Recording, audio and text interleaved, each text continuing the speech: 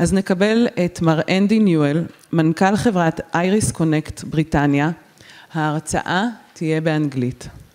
We welcome Mr. Andy Newell that's going to talk about the theory and practice of using progressive technologies into teacher preparations and professional development. Andy?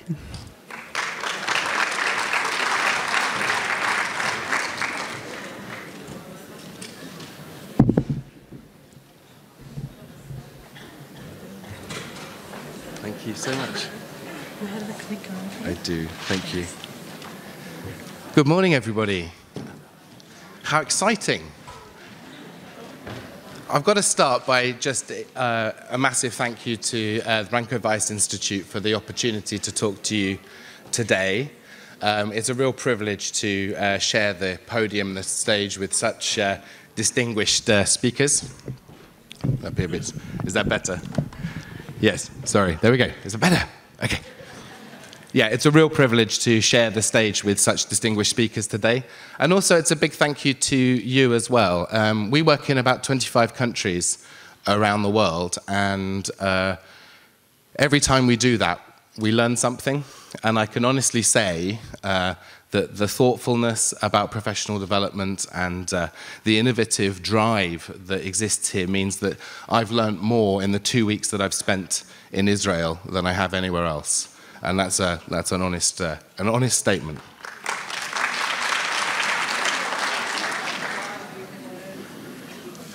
So this is where we come from as an organization. We believe that empowered, connected, and confident teachers are stronger teachers, and that stronger teachers nurture better outcomes for learners. Those two things are connected. And the research evidence is really clear on this.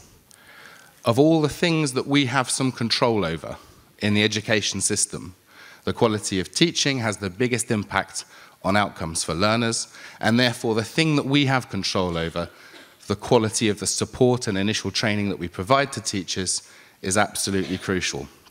So I believe, and everyone at Irish Connect believes, that everybody who's involved in developing teachers are heroes. Whether that be the teacher who wakes up in the morning and seeks to better themselves and better their instruction, whether that's someone working in initial teacher training and looking to refine and improve teacher training, and whether that's someone working across schools to support better professional development. Heroes all. And this presentation will be an exploration of what we've learnt from some of these heroes who've been working with us to help us develop our system. So let me give you a quick overview of how I started. So I wanted to be one of those heroes. I worked as a teacher trainer for many years, and what I would do, I thought I was pretty good actually. I thought I was pretty good. I went in to train teachers on using new assessment tools and technologies, and I let the teachers get hands-on. I differentiated. I went back again, and nothing had changed. Everything was exactly the same as it was before. So I went to the University of Sussex and I said, am I a bad trainer? And they said, no, you're an average trainer. And that was because at the time, the vast majority of the way that training was done led to no significant change when teachers returned to the classroom. And this is the crucial part of that statement, when they returned to the classroom. So I said, well, what does work then? We know that some educational programs make big changes. And they said, well, there's the presentation, there's modeling plus demonstration. So let's say we want to develop questioning. So we need to have the information about questioning presented to us. We need access to the research. We need the opportunity to see another teacher using those strategies in the classroom. We need the opportunity to practice, to try it for ourselves in our classroom and refine it over time. We need feedback as we're going through that process. We need our peers and our colleagues to know what we're trying to achieve and to help us along the way. And most importantly, that needs to be as part of an ongoing collaboration. Improvement is a process, not an event. And so I said, if we know what makes a difference and we know what works, why doesn't every professional development program look that way? And the answer, of course, is that everything that sits on this list, modeling, practice, getting feedback from your peers, ongoing collaboration from teachers, relies on teachers reflecting on their practice and sharing their practice with others. And how do we do that in education? What's the standard way that that works? Lesson observation. This is the way that we've worked for years in education, but there are some challenges. Firstly, it's quite expensive. If you think about what you have to do to make a lesson observation happen, you have to potentially pay for cover teaching, for someone to come and observe a teacher, and then you need to pay for cover teaching again so that you can have a conversation about what was learned. And all of this process only delivers value to 2 people one time. Also, that process is subjective. It's one person's opinion, and we may disagree. And finally, and I think possibly worst of all, is that certainly in the UK, teachers associate lesson observation with performance management and people making judgments about how good a teacher they are. And I think this is a tragedy, because the single most powerful learning experience that teachers can have can be the one that they least want to do. So our question was, can we do something about it? Can we use technology to make reflection for teachers easy? Can we make sharing of practice between teachers simple and fluid? Can we allow organizations to collaborate over distance? And most importantly, can we put the teacher at the heart of that process and give them control, make them feel like they're completely in charge of their professional learning, and save money? Save money so that every education system in the world can afford to give their teachers the professional development they deserve. And of course, the way that we approached that was through technology and through the network. I struggle to think of an aspect of human life today that hasn't been changed in the last 15 years by the network. How I listen to music has changed forever. How I connect with my friends has changed forever. How I might have, if I was a single man today, how I might meet my future wife is managed by a network. And so our question was, can we use a network to help teachers connect over what really matters to them, their practice?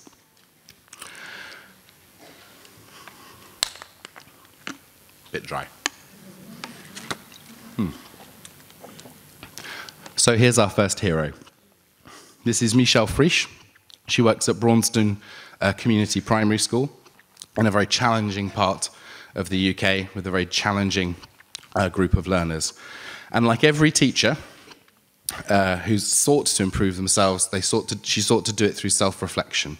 And she did it in the way that everybody who does that tends to, which is to think back and reflect on the lesson and the practice that they've delivered. However, she was faced with some of the challenges that Harvard University have identified. Certain cognitive biases that makes it very difficult for us to reflect effectively. The first one is the omniscience flaw. So the best way to explain this is, despite the fact that you might like to tell your students that you have eyes in the back of your head, you don't. So we can only reflect on the things that we see, and you don't see everything. Second thing, the symptom treatment flaw. We tend to focus on the thing that's gone wrong, or the symptom. We don't think about the collection of activities and interactions that sit behind that and analyze one layer deep. And then there's the recollection flaw, which is we can only physically remember things that we remembered, and we remember things that are psychologically important to us and not necessarily the right things. So, there's a huge amount of academic research now coming through in terms of the use of video to support a much better analysis and reflection process. Professor Thomas Kane at Harvard actually has gone so far as to say that deliberate practice, i.e. practice, try something, practice it again, improve it and refine it, is not feasible in education without video. He's gone so far as to say that. Professor John Hattie believes, and this is probably the most profound statement, is that video can help teachers become students of the learning in their classroom. And it's a brilliant way of teachers seeing and developing their impact. So Michelle thought, well, let's use video. But to reflect effectively, she really wanted to see and hear how the learners were talking to each other, how they were interacting with each other, with the content, with her. Is that really possible with a flip cam at the front of the classroom? No. All you hear is the student who sits directly in front of the camera. And then the alternative is you bring a camera crew into your room. Just act naturally, kids. Not easy. So, that's the video dilemma. Imagine something a little bit different, and this is where we started. Imagine something different. Imagine it was just an app on any device that allowed you to pair two devices together, so you get two views of the classroom, so you can see the teaching and the learning together. Imagine also that you had 4 microphones, all literally managed by the app. So when you watched it back, you could see the teaching and the learning, and you could choose to listen to different parts of the classroom. And imagine if all of that could be set up in less the time than it takes to make a cup of tea. If you visit irisconnect.com/tech, you can see a video of us putting it all together in less time than it takes me to make a cup of tea. Imagine too, if that video, when you'd finished, was encrypted and then automatically uploaded to your personal space on the Iris Connect server, on the cloud, where you could analyze it and look at it in more detail. Imagine if that video was deleted once the video had been uploaded, so you didn't have to worry about space on your device or losing your device and losing the video. So the whole process managed securely and easily. So that's the hardware side. But the other side of it too is what happens when teachers reflect on video using a platform. And I'll just give you a quick view of what that looks like. So in the center here, this is the login page for the Iris Connect platform. And you can see that the teacher puts in their user details. And then everything that's presented to them is personalized. This is a stream of information that comes from across my learning network. I can then click on my Reflections tab, and here are all the videos that either I've recorded or people have shared with me.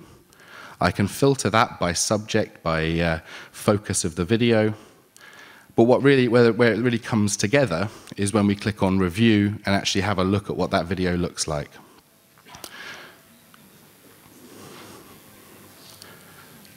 So here's a dual view of this teacher's classroom. They're teaching about static electricity.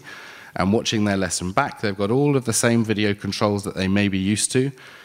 They can choose which microphones they want to listen to, so they can focus on the teaching or the learning. And then, in addition to that, there are a series of other tools that help them focus in more on the learning and become students of the learning in their classroom. This is a single view, which is often used in initial teacher training, just so you can bring your own device.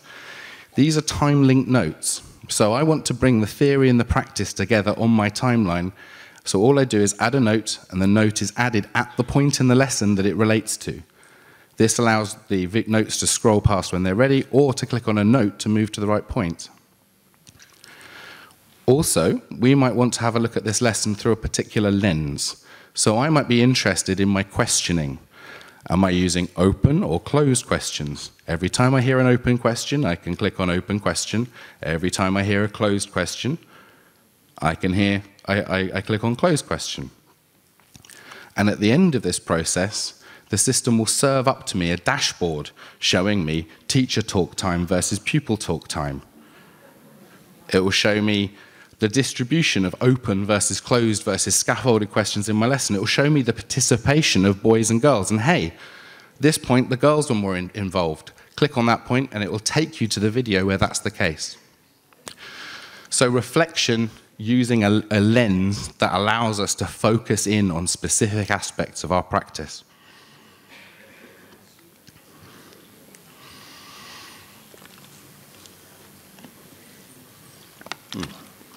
Excuse me. So here's hero number 2.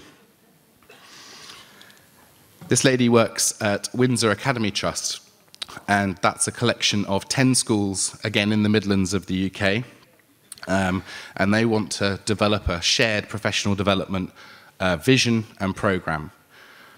What she wanted to do was to find where's hot. She wanted to find where teachers were adding the most value to their learners, where they were supporting them the best. She wanted to make it hotter. So she wanted to give teachers reflective and collaborative tools to help them develop that practice. And finally, she wanted to share it. And this is how the system does that. So this dashboard is where the administrator of a school can define who teachers can share with. So sharing can go beyond the school and into a broader community of practice. Any teacher then can click on their video and share it with teachers in their learning community. That video is now shared, and these shares put the teacher completely in control. They can remove that share if they want to, and the people that she's shared with can't share the video or download it anywhere else. Videos can also be shared to groups, so collections of users.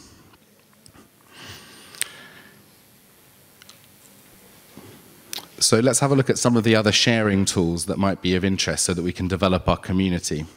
Firstly, all these comments, all these notes can be replied to, so we can start building up a conversation about particular moments within the video.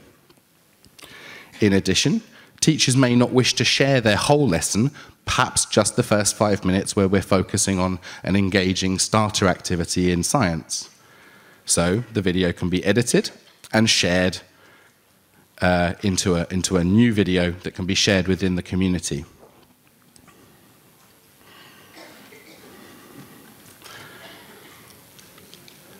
I guess the final process to make video sharing much more fluid and easy is that we might want to turn this into a cartoon. So this video can be automatically turned into a cartoon, and then that's a more shareable resource where you can't where you can't identify the individuals. And this is the outcome. This is one of the teachers, in the center is one of the teachers at the Wakefield, at the Academy Trust, and all of the little dots are people that they've shared their videos with. So you can see that we've got a fluid space where teachers can share and collaborate. And here's our final hero. This is Sirpa. Sirpa works at Jyväskylä College in Finland. And her objective is she wanted to improve initial teacher education, like better support for her trainees, and save 40 days of travel time for her tutors in the field, and then do something with those 40 days. So she worked to integrate professional development better. She worked to engage researchers more on the impact of the programs that they were working on, and they worked to connect teachers across Europe and beyond, and that's at the heart of what the system does. So just bringing this video together, you can see that I mentioned groups earlier, but we can share these videos into those groups, and a group becomes something that allows us to enable teachers from across the world to collaborate around shared educational goals. So if we actually have a quick look at what a group looks like, it can be as simple as a teacher just sharing with their colleague down the corridor, or it can be a really developed educational program with the use of video embedded at key stages. So in this case, this is a group focused on dialogic pedagogy, and we get a little video from Adam Lefstein explaining the concepts of dialogic pedagogy. We can explore the theory, so we can bring the theory to people when they need it. And then we bring people together into a collaborative discussion around practice that's been shared from elsewhere in the learning community. So here's a video of a teacher using those strategies, and here's some questions that we can ask ourselves as a group about what that means. And then we can discuss that within discussion forums, and the final step of the process is about pulling that together for people so that they can effectively become part of an ecosystem of learning. And this is the most important part. This network extends within multiple countries, but also now is bridging countries. So we're supporting professional development and initial teacher education and the collaboration that exists within that across the world. And that is where the True Learning Lies conference. So within the Irish Connect network, there are 2,500 organizations in 25 countries, 80,000 teachers sharing 5,000 videos with each other a week. And that is the heart of a digital professional learning ecosystem. So I will just finish by giving you a 1-minute video of what it means for teachers in the process.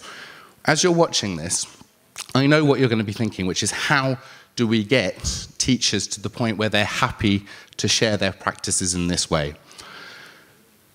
Every journey needs a guide, and that's something that we've developed over 10 years, where we meet people where they are. We can meet systems where they are, teachers where they are, and schools where they are. So it's a gradual, incremental process that we've learnt a lot about, and we're very happy to talk to you in more detail. It's a very powerful tool because it's so versatile. The main benefit of working with Iris has been that the feedback is instantaneous. You can see then and there the evidence of the lesson. I have total control of who I want to share it with. So it hasn't been shown to the entire staff, but with my own PLC or my own certain group of teachers, we can look at it as a small group that I feel safe in. The sharing aspect is really good. I know a number of colleagues have really benefited from the sort of coaching and mentoring that can happen. And for a head, that's really valuable. As a coach, on a day-to-day, I have been able to be in multiple rooms at the same time without actually being there. So I have one teacher working on questioning, and I have another teacher working on engagement, and I have the time to devote to them. You can often say to somebody, well, I'd like you to go and see so-and-so teach because they do this really well. It's very difficult for anybody to just turn that on like a tap.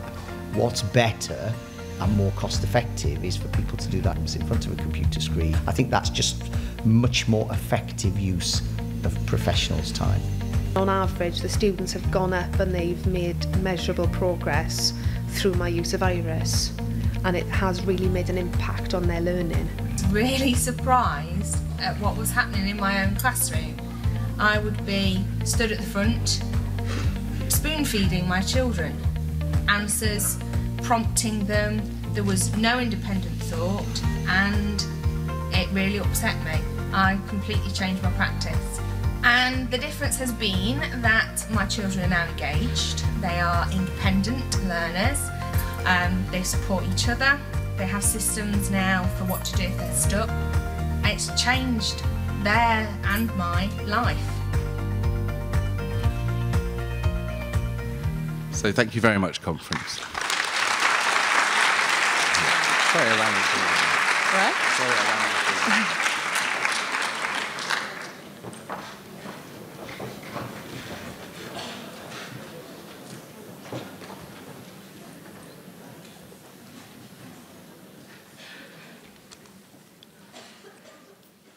Thank you very much, Andy.